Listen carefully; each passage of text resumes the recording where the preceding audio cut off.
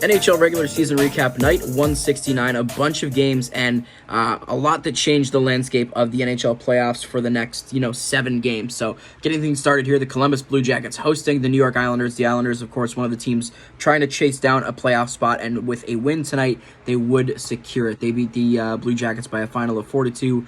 Engvall, Horvat, Voronkov, and Marchenko all scoring in the first period to make it 2-2, and then no goals in the second and the third. Noah Dobson scores the eventual game winner, 3:21 in. Kyle Palmieri with an empty netter with just under 40 seconds to go, and again, a 4-2 win here for the Islanders that puts them into a playoff spot. Sorokin, very solid, 25 of 27 for a .926. Greaves came in relief and went 24 of 25. He was quite good as well, but not good enough to get them the victory here. Once again, a really, really big win for the Islanders over a struggling Blue Jackets team.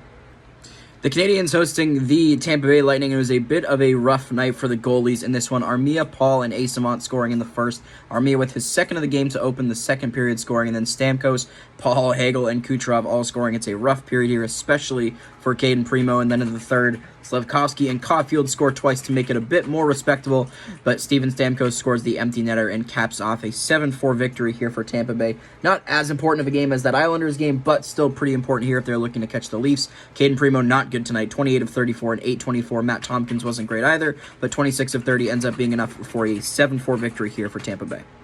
The Hurricanes taking on the Boston Bruins. This game more of a measuring stick game between two teams that are very much locked into playoff spots.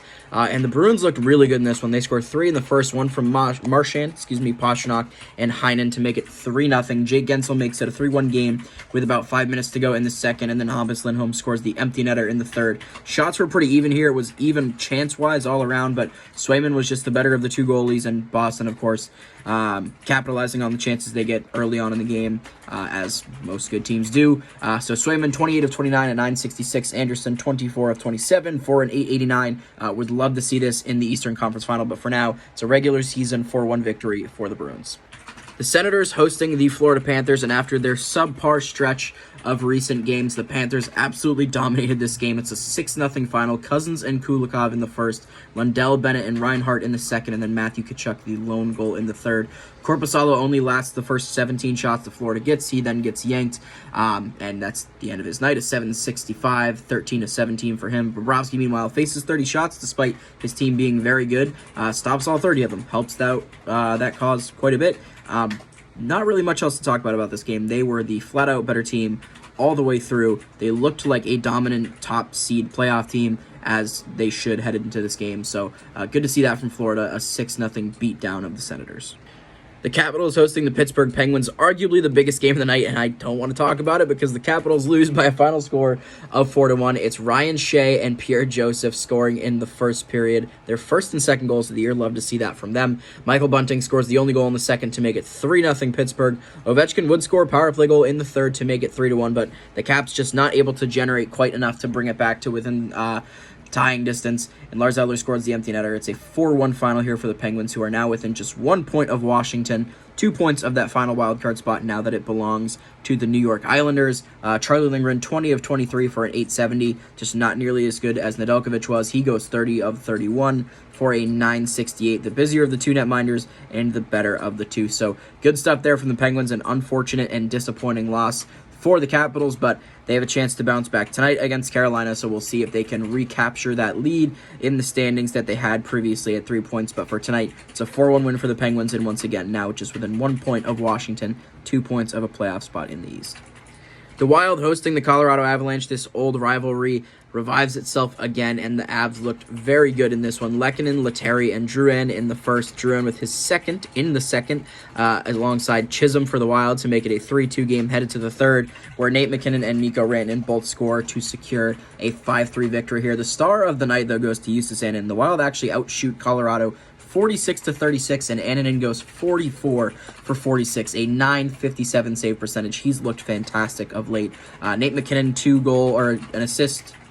a goal on top of the 2 assists. Jonathan Drouin, 2 goals and an assist. So both those guys having pretty big games here, as you need at this point in the year from your best players. So good to see that from Colorado all around. Minnesota put in a very good effort, I thought, just not quite enough to get it done. And it's a 5-2 final here for Colorado. The Predators hosting the Blues, and this was as much of a must-win as the Blues could really get in the remainder of their season. They were not really having great odds to make the playoffs going into this game anyway, but definitely needed to win this one if they were going to have a shot, and unfortunately, they are not able to get it done. The Preds win by a final of 6-3. Roman Josi and Philip Forsberg both having massive games alongside UC Saros for the Preds.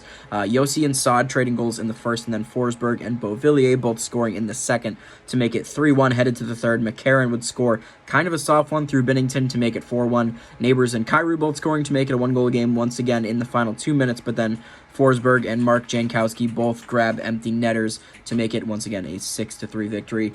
Seattle had a pretty solid game, St. Louis had a pretty solid game, I thought. They outchanced Nashville. They outshoot them 47-31. But again, Saros just so good in this one. Binnington, not his best game. A couple ones he probably wants back. 25 of 29 for an 862, while Saros proves his worth. 44 of 47 for a 936. It's a big win for the Preds, maintaining that number one wildcard spot. And of course, St. Louis, it's not officially over yet, but their season's probably done with this loss. So tough to see that for them. A solid win here by the Preds. 6-3 is the final.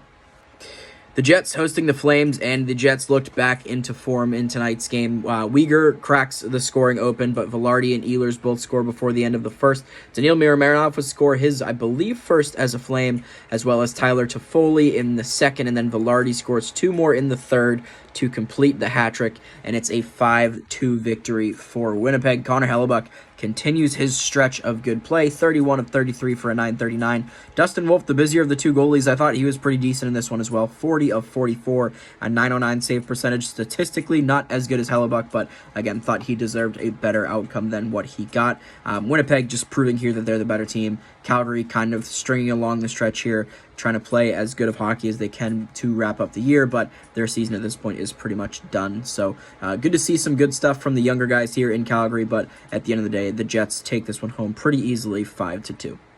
Final game of the night here, the Sharks hosting the Kings. Snooze, Kempe and Thomas in the first, Costin in the third. Dave Riddick faces just 16 shots. Blackwood 25 of 27 for a 926. Kings win 2-1. How exciting. And with that game in the books, that is it for NHL regular season 169. We do get 6 games on a Friday, so exciting stuff there, some big ones. Tune in for those, and we'll talk to you guys soon.